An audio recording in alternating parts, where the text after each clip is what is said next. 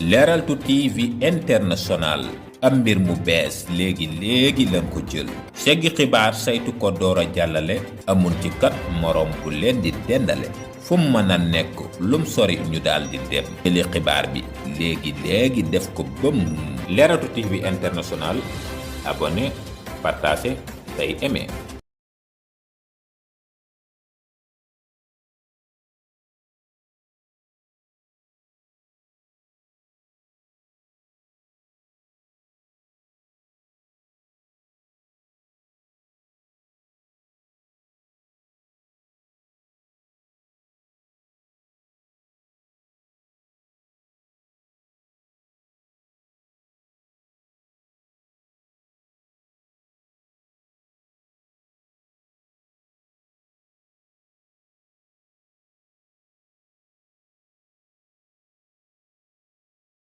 À la Cour suprême pour un vieux pourvoi que nous avions fait. Nous profitons de cette occasion pour vous entretenir un peu de ce dossier et vous faire le point. Maître Baboucar Cissé s'entretiendra, fera une déclaration en français sur l'état du dossier et à la suite de quoi moi-même j'en ferai un résumé en wolof. Donc sans plus tarder, je cède la place à mon confrère Maître Baboucar Cissé.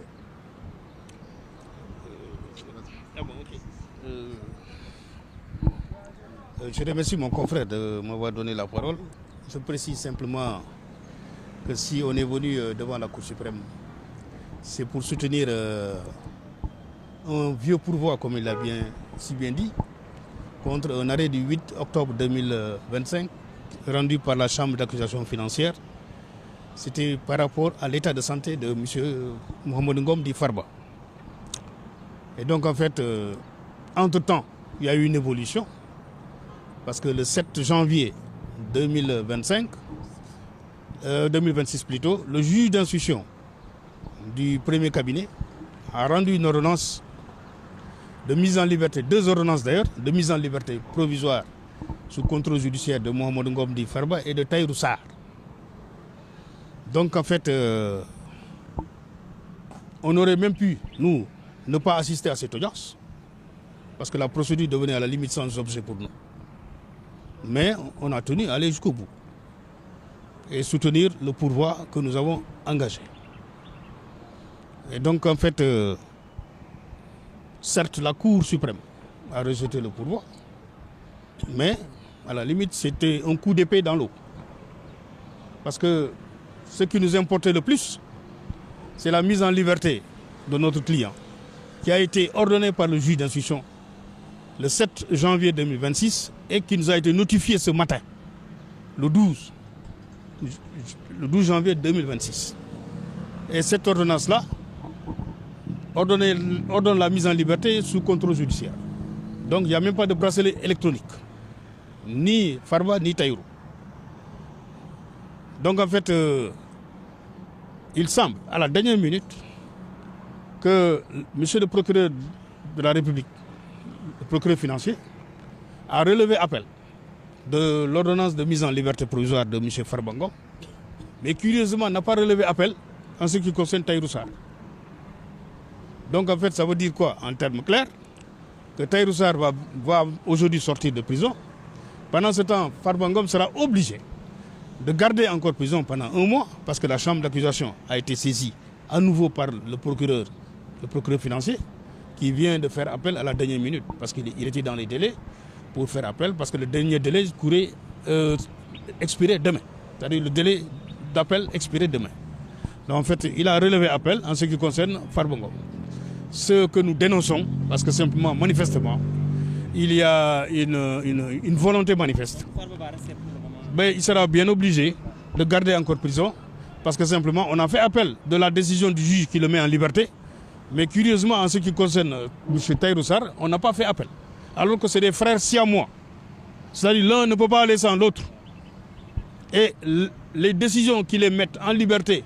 et sous contrôle judiciaire, la motivation est la même. C'est-à-dire le juge a reproduit les mêmes motivations. C'est des contestations sérieuses qui ont été émises sur la base des éléments fournis par Tahirou Sarr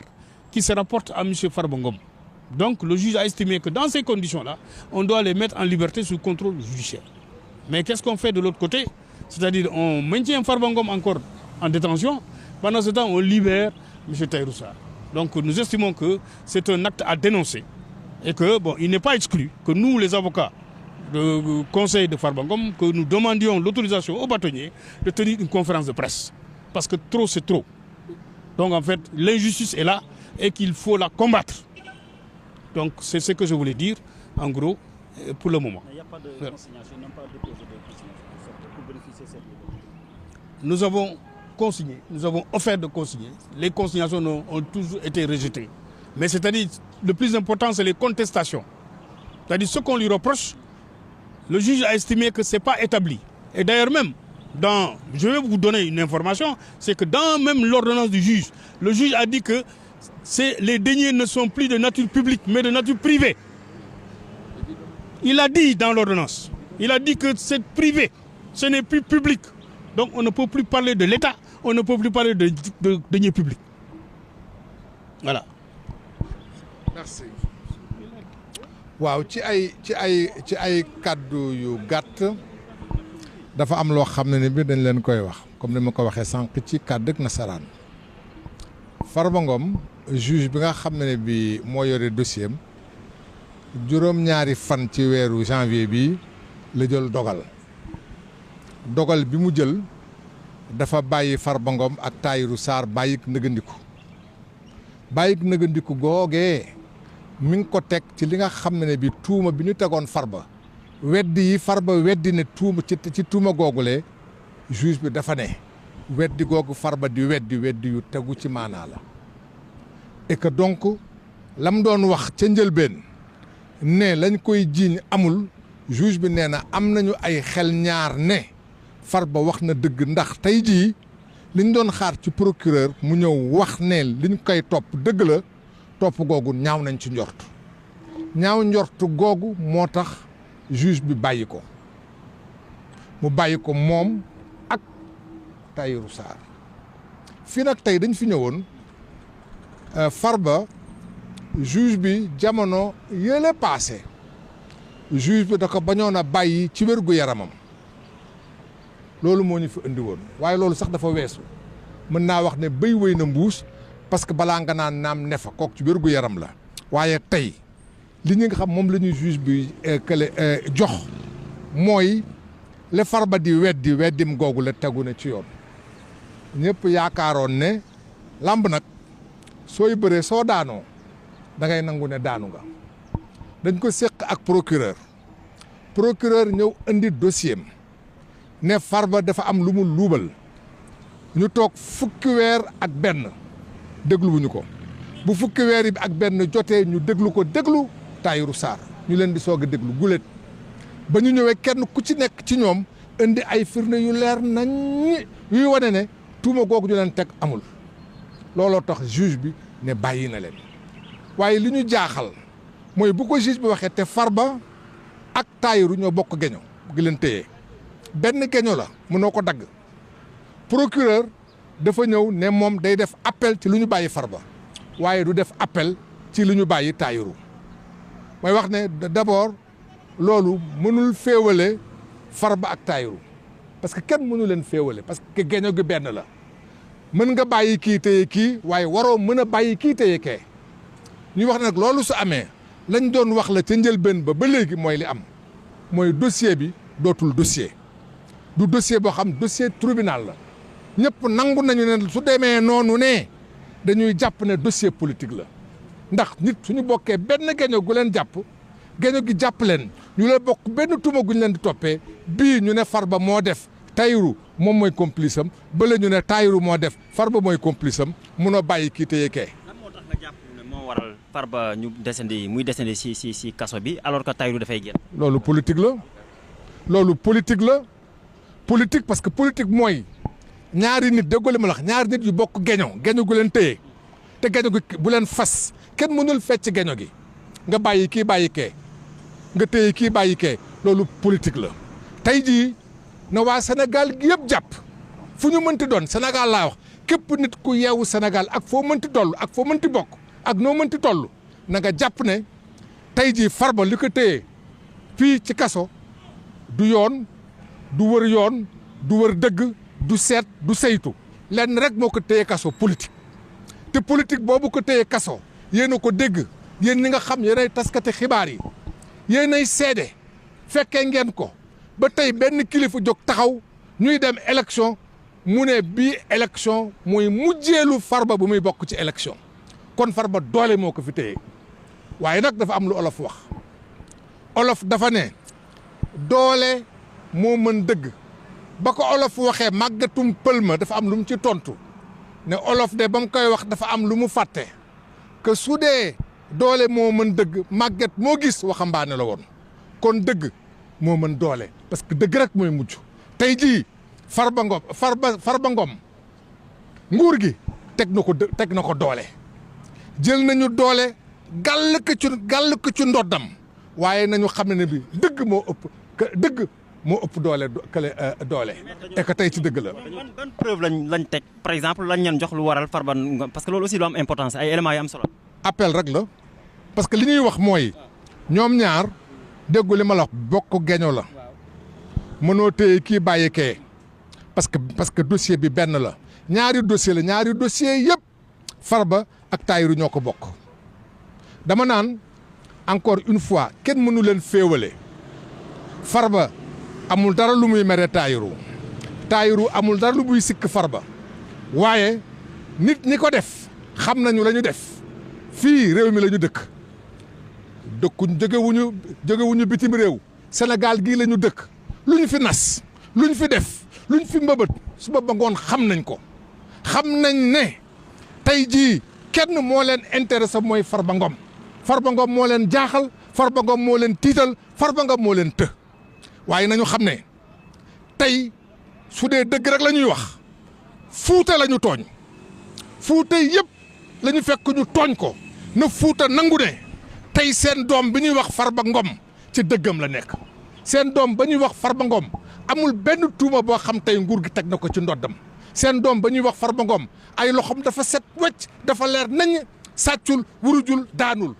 dañ ko teg doole. Maître Babacar Cissé mi ngi koy wax dernier public yi ñu doon toppee yooyu amatul léegi. amatul gis nga loolu la juge bi wax alal jañu ne alalu nguur la woon alalu réew mi la woon la Farba luubaal tey jii juge ba nga xam moo koy saytu nee na alal jooju du alalu nguur alalu privé la ay nit ñoo xam ñoo ko seq ay nit ñu ko seqante jëfalante la commerce la du alalu nguur Farba jëlul alalu nguur Tahirou jëlul alalu nguur seen alalu bopp la dañ ko ñaq dañ ko liggéey réew mi nag tollu na foo xam ne fi tey jii dafa mel ni dafa am loo xam ne bi daf fi dëddu mooy alal nit soo liggéeyee ñaq sa alal ni af na dañuy bañ a gis mooy ku am alal nag am réew mënul dem ca kanam su dee ñu am alal ji dañ leen di noot moo tax réew mi sooxe tey jii suñu ko seetlu réew mi dara amatu fi réew mi tus amatu fi réew mi dara doxatu fi ndaxte dañuy bañ a ku am alal waaye nag loolu du sotti non Farba bañ koy ba koy juge bi di bàyyi dafa na def ko bàyyi sous contrôle judiciaire takkalu ko lam waxu ko day toog këram dañ ne rek dañ koy teg ci contrôle judiciaire merci. non contestation sérieuse juge bi ci boppam moo ne les contestations sont sérieuses merci. voilà mbokk yi mu ngi noonu rek ñu fas yéene rek defaat tuuti benn tënk bu ndaw rek si li nga xam ne moo am donc par rapport ak information bi ndax booba léegi rek ñu ngi dégg ne ñi nga xam ne moo di Farba Ngom ak ki nga xam ne moom moo di Tahirou Sarr l'homme d'affaires ñoom ñaar kon fi mu ne nii dañ leen a daal di bàyyi ñu ñibbi placé leen sous contrôle judiciaire waaye information boobu daanaka li si gën a fës moom mooy kii di Tahirou Sarr moom daanaka moom mooy génn waaye Farba Ngom dafay desandi si li nga xam ne moom mooy si kaso bi loolu nag moom mooy information bi nga xam ne am nañ ko tout à l'heure loolu nag avocat mi nga xam ne ku si mel ni maître Adama Sall waaye ki nga xam ne également maître Babacar Cissé moom mi nga xam ne aussi wax na ko nee na daal fi mu ne nii mbirum politique kott la ko daal di gisee te daal fi mu ne nii daañu fas yéene amal li nga xam ne mooy ab conférence de presse maanaam ndajam taskatu xibaar ngir gën koo ñaawlu mais également ngir gën koo naqarlu parce que ñoom li ñu doon xaar daal mooy tey ji ñu libéré ki nga xam ne moom moo di Farba Ngom libéré également ki nga xam ne moom moo di Tahirou Sarr ndax lii yóbbu Tahirou Sarr warul bàyyi li nga xam ne moom moo di Farba Ngom maanaam ñoo bokk benn gaño ñoo bokk lenn lu ñu leen di toppee donc atte bi benn la donc warul ñoo bàyyi ki nga xam ne moom moo di Tahirou Sarr bàyyi ki nga xam ne moom moo di maam téye si kaso ki nga xam ne moom moo di Farba Ngom loolu nag ay avocat ñoom noo ko daal di xam leneen loo xam ne également information la te daal di tukkee si atte bi nga xam ne ñu ngi ko doon attewaat si pourvoi bi ñoom daal nee na